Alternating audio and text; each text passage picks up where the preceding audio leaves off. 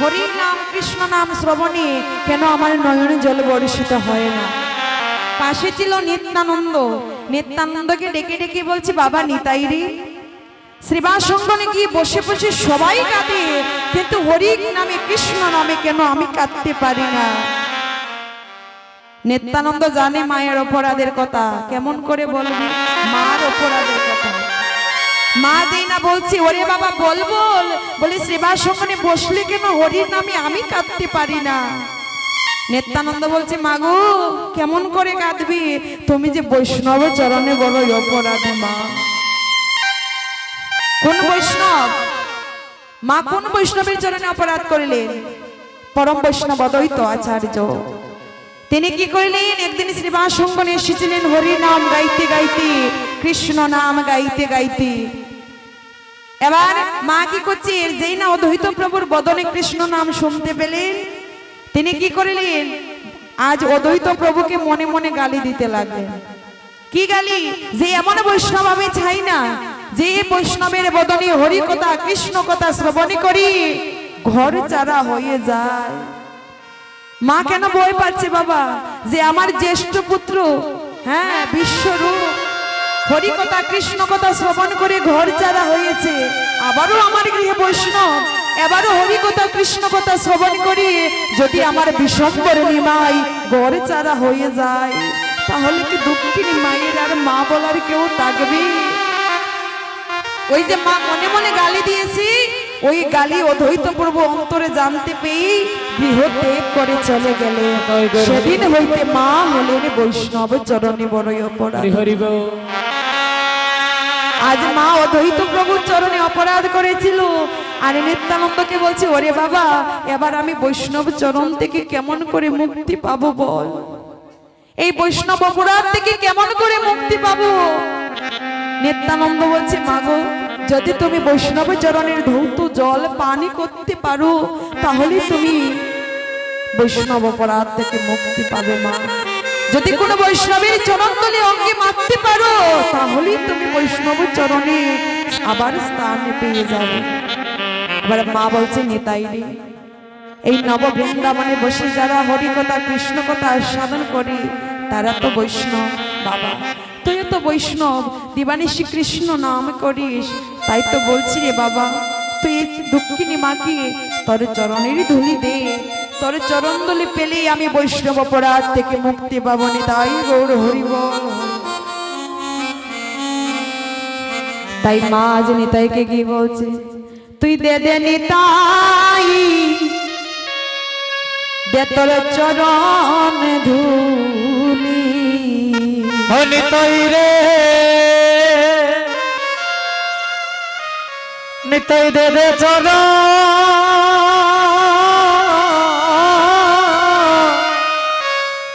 তোর চরণ ধুলি রে। নিতাই দে দে চরণ দুলি দে রে। নিতাই রে নিতাই দে দে চরণ, চরণ ধুলি দে রে।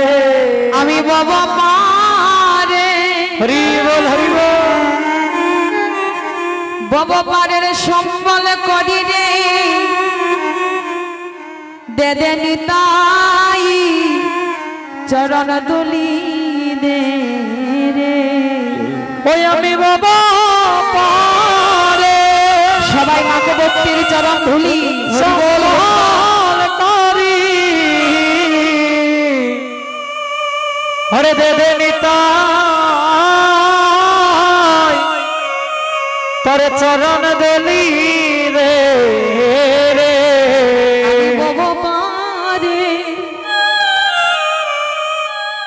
ভগবানের সম্বল করি রে,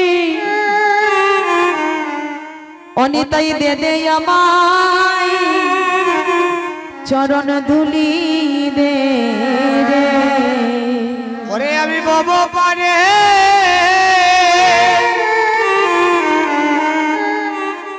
ওরে সম্বল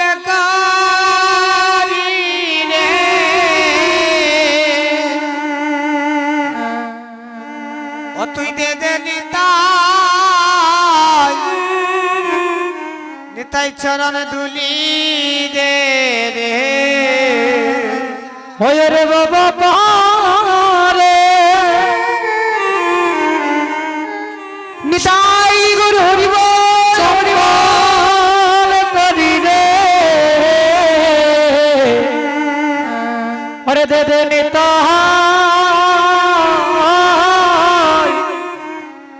তার চরণ দুলি দে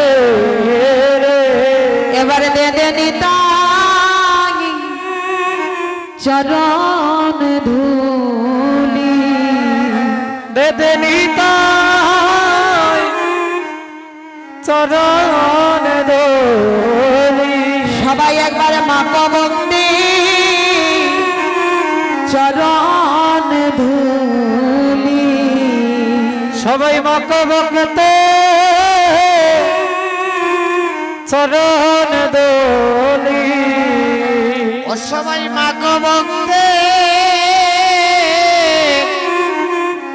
চরণ দুলি সবাই মাকে বকতে চরণ দুলি বলি এবারে মানব জন হরি বল হরি বল আরে হয় কি না হয় সবাই মাতা বন্দে চরণ ধুলি ওরে আমার মানবে জানা ওরে হয়নি হয় কি না হয় সবাই মা করে একবার ভক্তের ওরে দোলায় পরে দে গড়াগড়ি সবে মাগো ভক্তি চরণ ধুলি ওরে দোলায় পরে নিতাই গরি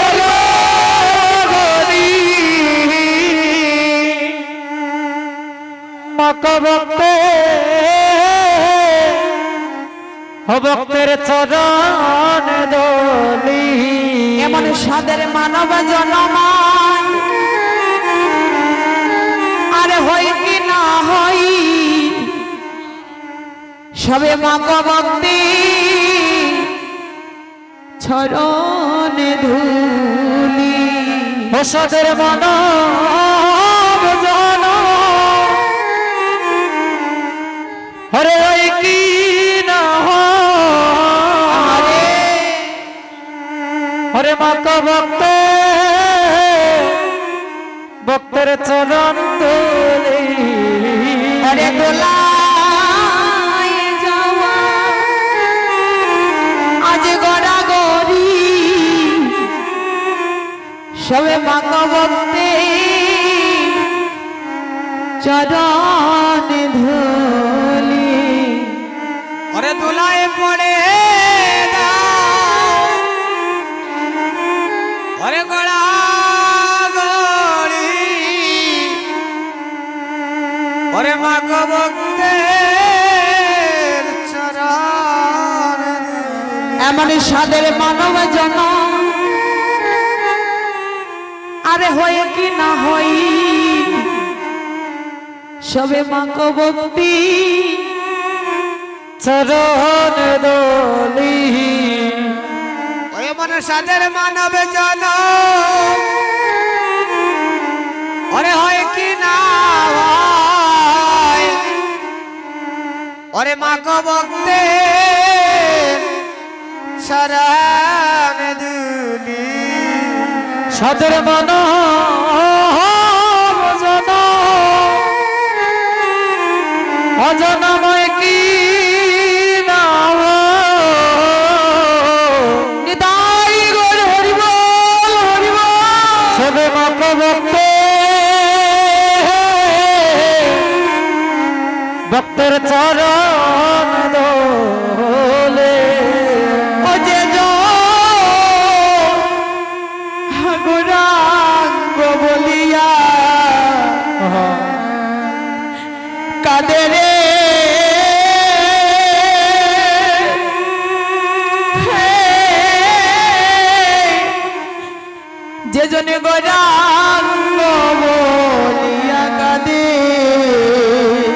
যে যখন গৌরাঙ্গ বলিয়া বলিয়া কাঁদে রে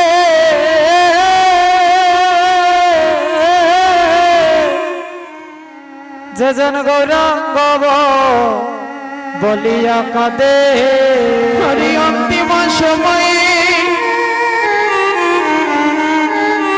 গৌরাঙ্গ আসিয়া অন্তিম সময়ে গৌরাঙ্গ আসিয়া প্রভু নদী পারি করে তারে রে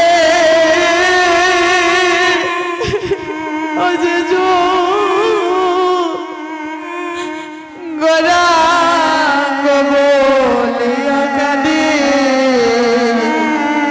ওরে অন্তিম সময়ে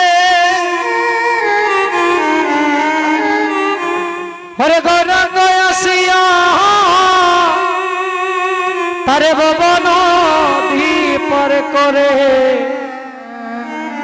তারে রে ভবন দীপর করে তারে ও হায় রে অন্তিম সময়ে ওরে গৌরাঙ্গ আসিয়া ওই ভব নদী পার করাইয়ানে তারে রে ও যে জন গৌরাঙ্গ লিয়া কাঁদে তারে গৌরী কুলি কুলি মিশে যায় হয়ে তোর গোবর কোলে কোলে মিশে যায়। তার এই জগৎ মাঝারি আসতেও হয় না তিতাবে জ্বালাই জ্বলতেও হয় না তারে গৌরে কুলে কুলে মিশে যায় এই জগতে আসতে হয় না ত্রিতাব জ্বালায় জ্বলতে হয় না তার গোবর কোলে কোলে মিশে যায়। তার এই জগতে আসতে হয় না ওরে যেতে হয় না ও তার গৌর কুলে কুল মিশে যায় ও যে যখন গৌরাঙ্গ বলিয়া কাঁদে রে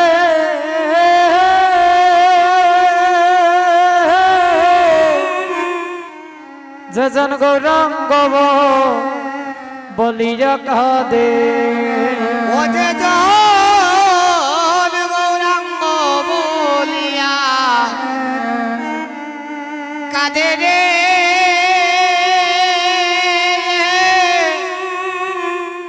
ও যে জন গৌরাঙ্গ বলিয়া কাঁদে ও যে যখন গৌরাঙ্গ বলিয়া নিদাই গুর হরি বল হরি বল কাঁদে রে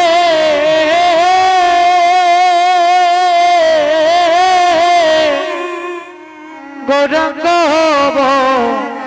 বলিয়া কাঁদে যে জনে শ্রীবাস সঙ্গনে বসি একবার হা গৌর প্রাণ গৌর বলে কাঁদতে পারে আজ গৌর হরি বললেন কি যে ভক্ত আমার নাম ধরে কাঁধি আমি কি করি জানো ওই ভক্তির জন্য ভব নদীর ঘাটে বসে থাকি যেদিন অন্তিম সময় চলে আসি যেদিন সে অচল হয়ে পড়ে থাকে তখন আমি নিজে ওই ভক্তকে হাত ধরে বহু নদীটা পার করে দেয়নি তাই গৌর হরি। হরি হরি বল যারা গৌর বলে কাঁদে বাবা এই নয়নের জল কখনো বিফলে যায় না ওই জল গোবিন্দ চরণে সঞ্চয় হয়ে থাকে আর যেদিন অন্তিম সময় চলে আসি বহু নদীর ঘাটে তো করির প্রয়োজন, সেই নয়নে জল হয় আমাদের পথের করি, সেই নয়নে জলে দিয়ে আমরা বহু নদীটা পার হয়ে যেতে পারবো।